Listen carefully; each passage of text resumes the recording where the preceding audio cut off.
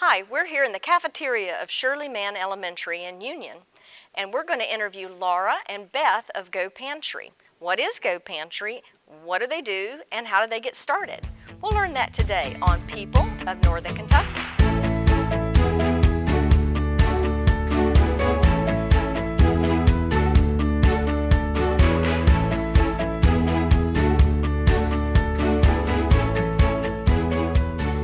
Well, welcome Laura and Beth to People of Northern Kentucky.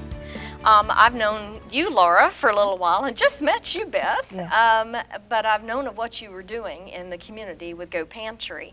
But before we get into that, I'd like to know a little bit about you two personally. So can Laura, you start and tell a little bit, and then Beth, you add in?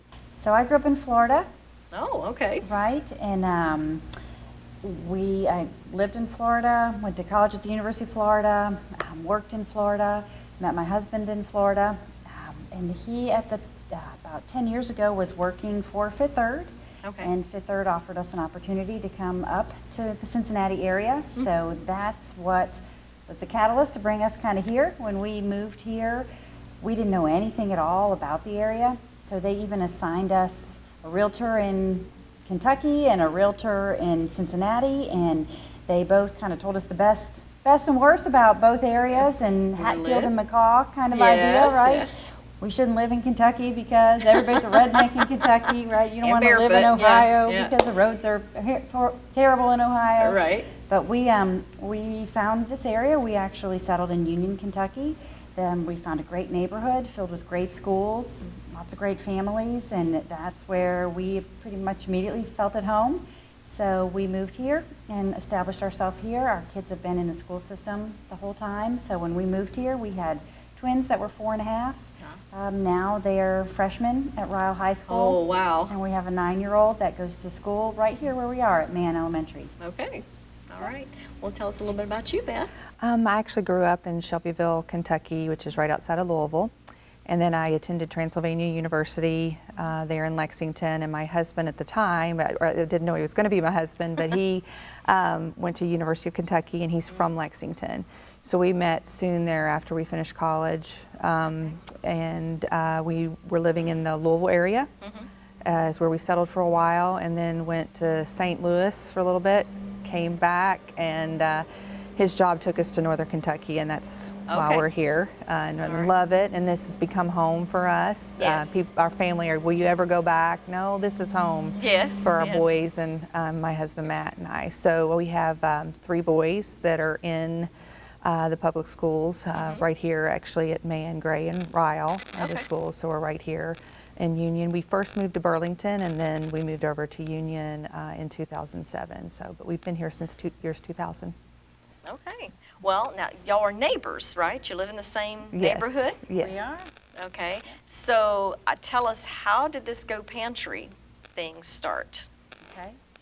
We were we called it a life group together. So we were a group of families from a couple of different churches, actually. And so we meet regularly as those families. And the one thing that we did have in common was all of our kids went to school right here at Mann Elementary. Okay. And we heard that there were kids in this school that were suffering from food insecurity. And we were really surprised by that. This school is fed by basically 3 large, pretty middle class, affluent neighborhoods. And to think that there were kids here that were truly suffering from food insecurity, from hunger, was really surprising. So Yeah, because when you think of Union, you don't think of poverty, really. Right. Like you said, middle class Right. subdivisions. Boone County has an impression of being an affluent county, and there is a lot of underlying poverty pockets. And if you are one of those kids that needs help, you just need somebody to step up and love you, right, in this way of trying to help you get food on those days that you're not in school. So we figured out that the Boone County schools, they do a great job of giving the kids breakfast and lunch. You know, all the public schools in the state of Kentucky do that for those kids, but what happens to them on the days that they're not in school? And we started thinking about that and started asking questions. So we originally set out as this group to find resources to bring into the school, and just thought that we would be the pairing of those resources. And when we went out and started looking, we found out that there were no resources coming into Boone County in that way. So Boone County can be harder to service. Now, as you get closer to the city, closer to the river, there are schools there that are 90%, 100% free and reduced lunch. Right. And that's heartbreaking for lots of reasons. But because so many kids there need help, it's an easy target. It's a great place to send resources, and lots of programs go into those schools. But when you get into an area like this, it's a busing district. The schools are very dispersed. It's harder to get help here. So we didn't know what resources we could bring. When we found that there were none to bring, there are problems that God kind of puts in front of you that you realize the more you think about it, the more you pray about it, that you probably are part of the solution. Yes. So the group got together and we decided that we would ask the principal here, it was Connie Krieger then and still is, if we brought food every Friday, could they help us get it to the right kids that needed it? And of course she said, Yes, yes, of course. absolutely. Yes. So you want to? So we kept doing that for about 2 years, our life group. Was it mainly your life groups bringing the food in? Right, I mean, so who was- at the time we had maybe 7 students, I think is what we started with, and there were 8 families in the group. Okay. So we'd each take a week, and so every 2 months we were doing what would be now is called a GO bag. It goes home with the children on the weekends. So we just started doing that, and each family would rotate through and provide that for each child at Mann Elementary. Okay. And then we grew from there. We decided, well, maybe we should help more people. And so we went to one of the schools here locally, and we said, would you like some help like that? And she said, well, what you're doing is great, but what are you going to do to feed these kids over the summer? And we were worn out, honestly. Yeah. Like, how are we going to do this and expand? But we were going to expand over the summer and stockpile our food and start the next school year helping other schools. So we prayed about it and talked about it, and that's how GO Pantry began. At that point, we became a corporation, and then through the 501c3. after that. But so this principal led us to do that, and that's what became what's our GO Box program. And that's a box that feeds the family over 1 week. So typically the children that we're serving are on the free and reduced lunch list. And so during the school year, we do a bag for the weekend for each child from each school that tells us how many students in their building need that assistance. And then the GO Boxes, we do over Thanksgiving break with a turkey dinner that's provided by Crossroads, so we are a go-between with them for that. And then we do Christmas boxes for over the Christmas break. We also do one over spring break, and we do 6 weeks over the summer. Wow. So That's quite a big deal for the 6 weeks over the summer. How do y'all manage that? It's become a big program, and to do a project like that and to help more schools, we knew that we needed to reach out and find some corporate partners, and they have done a good job of actually finding us. So That's great. we live in an amazing community. Yes. And there's so many good people here that want to help.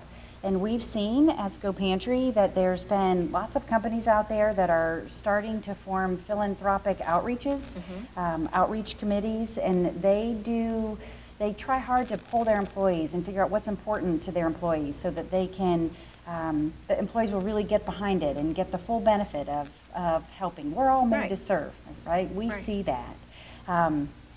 And so when they pull their employees rather, they find that local hunger and helping local kids is really important to a lot of people.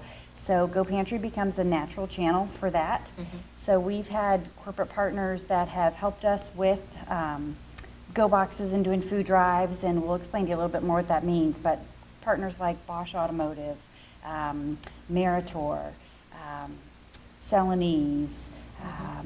The biggest one that we have as a corporate partner is St. Elizabeth's. So 2 years ago, they said that they wanted to help us with a project.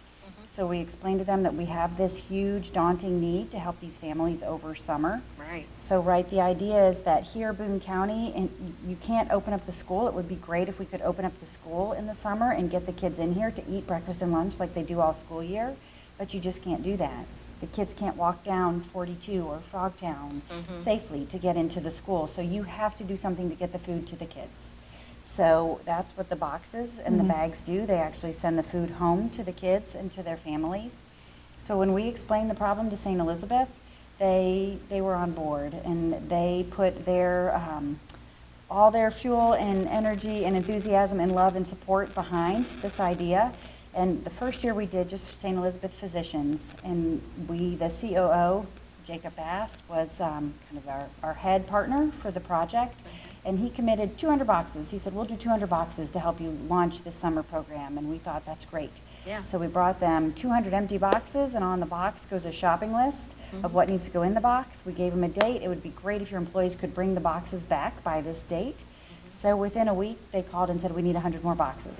Wow. We need 100 more boxes, right? Wow. So by the end of the 3 weeks that we did the food drive campaign, they did 540 boxes. Oh, wow. So that's that was awesome. That was Yeah. a big chunk of what we needed to do for that summer. Yeah. So it was hard work.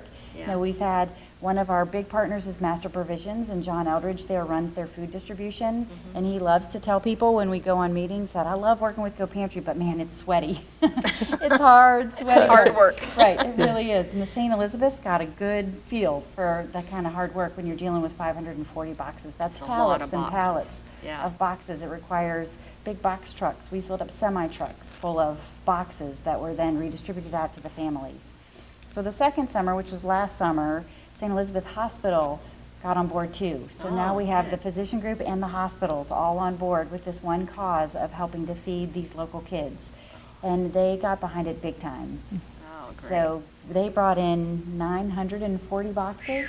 So with Yes. that, and then also with financial donations that came from some of the people within St. Elizabeth's and some other community churches that patched in and filled the gap too, we were able to get out 1,600 boxes to help bless these families and help get them Yes. through the summer. From helping 7 kids to 1,600 families. Right. Wow, that Right. is amazing. Yeah. So, how long does each box last? It'll last about a week. Okay. What we're trying to do, the children, again, in school usually receive the free breakfast and lunch during the school year.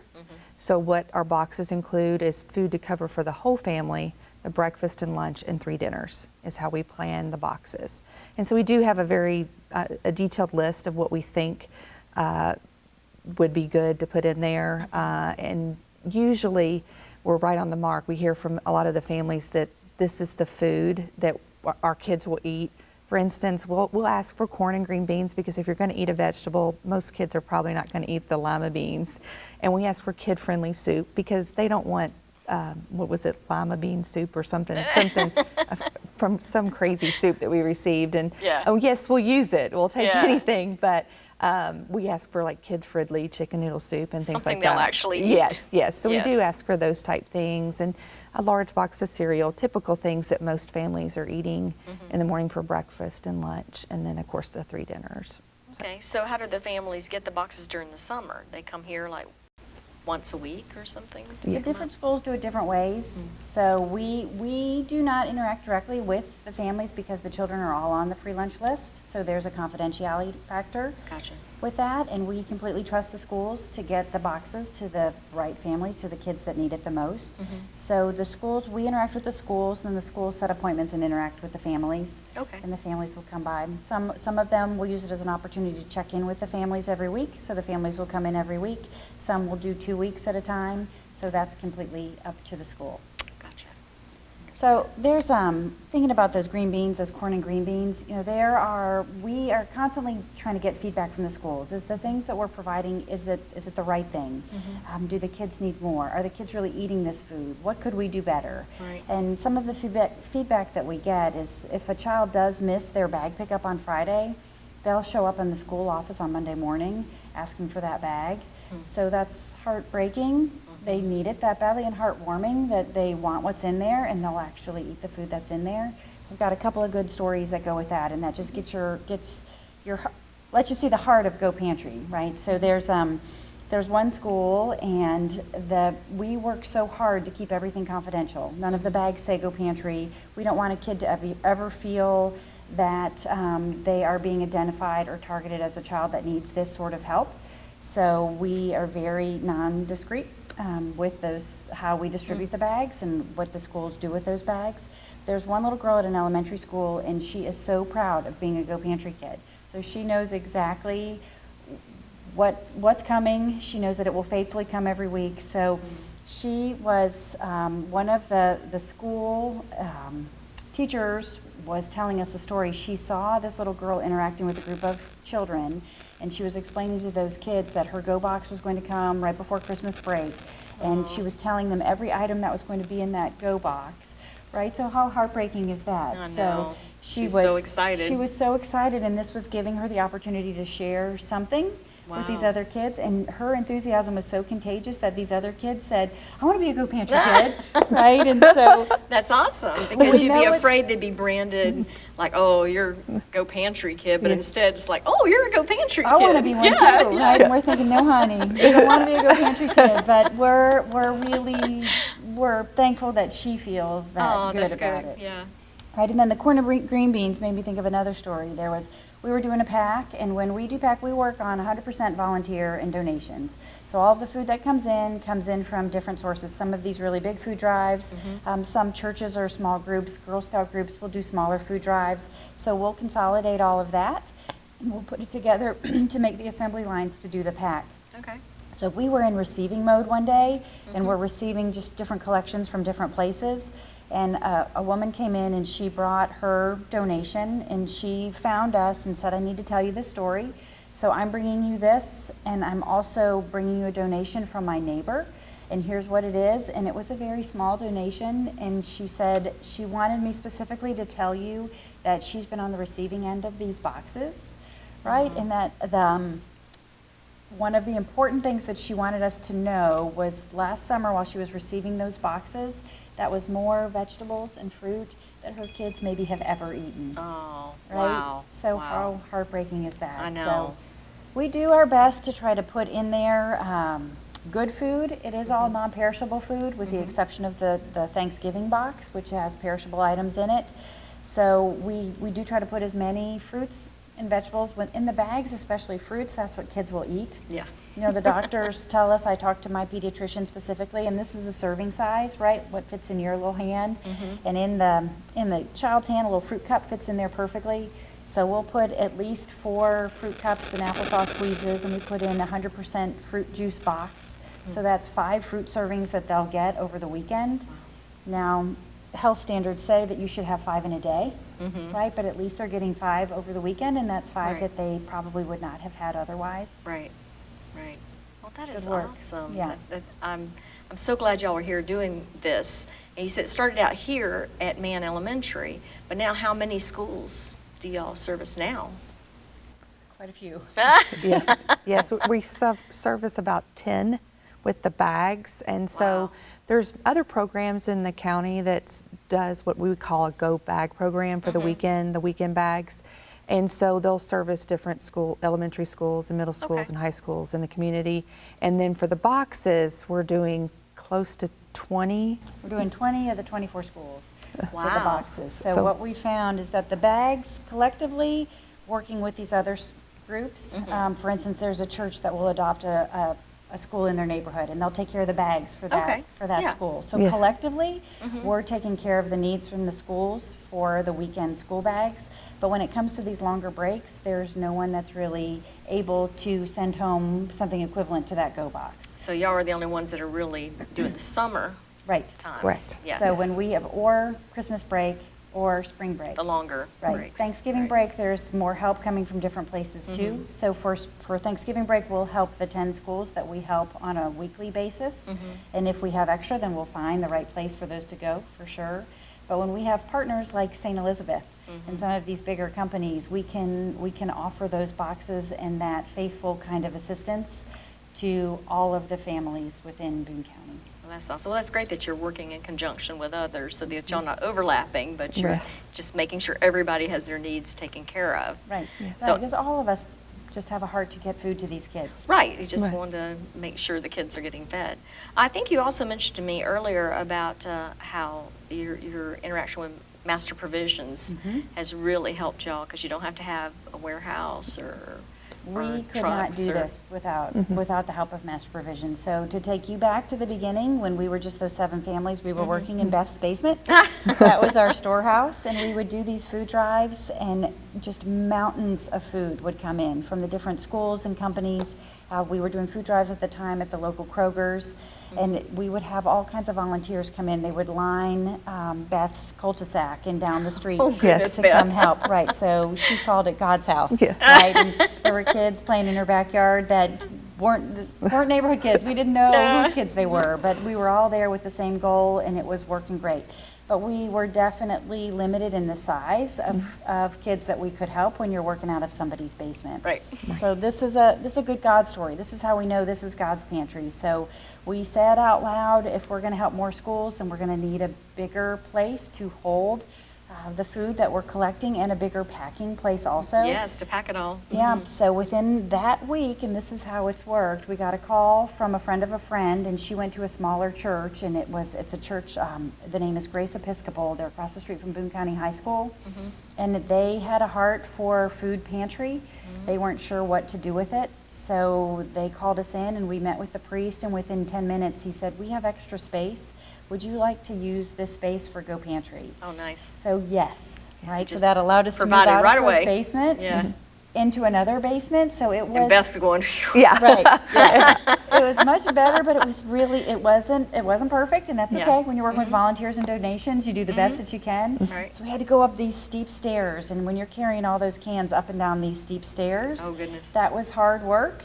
They did give us their fellowship hall, and we could use that to create our assembly lines, and we had that maxed out.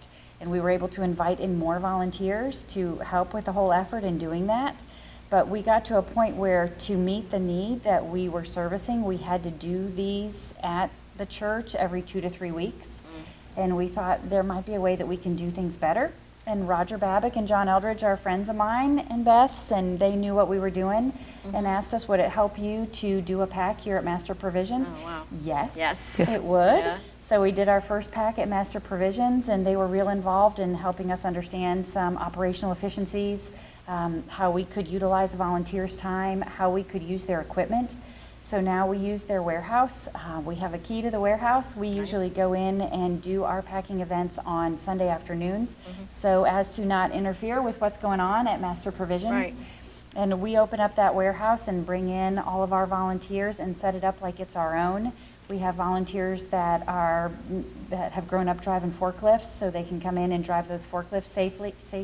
Right. We can use all of their pallets and pallet jacks and all of their equipment. Nice. Right, Yeah. right. Because of that, we don't have to be warehouse owners or Right. managers, and we don't want to do that. Yeah. Right, we want to use all of the donations that we have to get food out to local kids. So it is just such a great example of nonprofit collaboration That's on great. how we can better help the community. Right.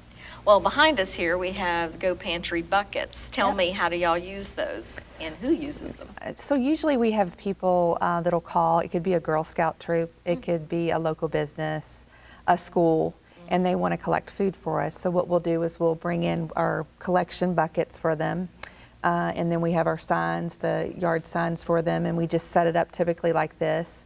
We'll also ask for specific food items so they know what we're lowest on. Right, So for instance, right now we needed macaroni and cheese, so we've got some groups collecting the individual macaroni and cheese to go into Okay.